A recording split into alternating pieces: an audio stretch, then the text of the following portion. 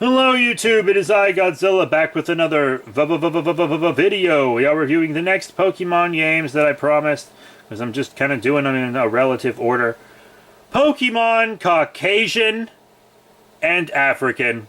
Black and fucking white. These games, I honestly feel like, are better than the Pokemon community remembers. I think these games get a bad rap, and I think that they're better than you remember.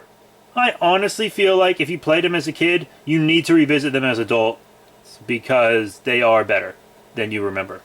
Much better. So one of the complaints I've had about Pokemon games forever are the bad guys.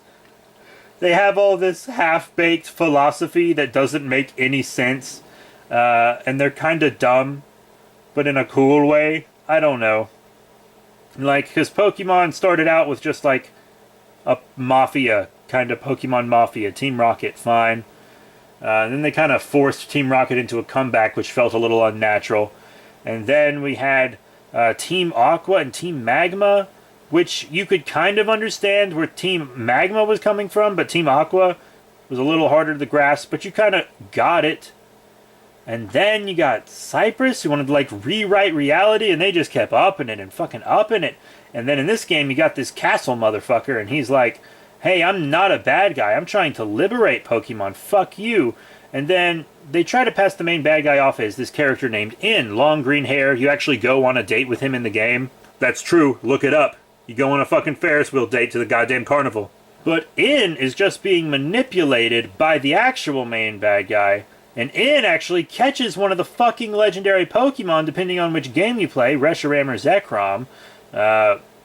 I played white version, I believe. Hard to remember because the Pokemon for white version is black, and the Pokemon for black version is white. But that's why they segregated these games, I guess. But In is like a truly good guy.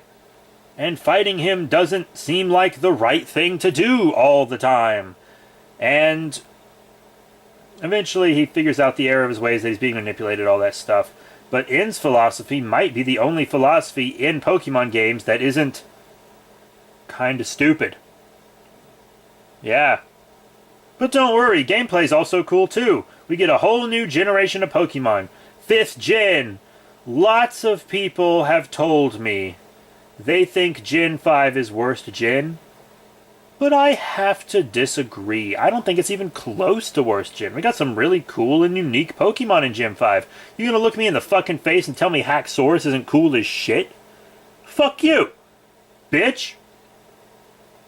I mean, there's a Gen 1 Pokemon that's just eggs. It's eggs. Another that's magnet.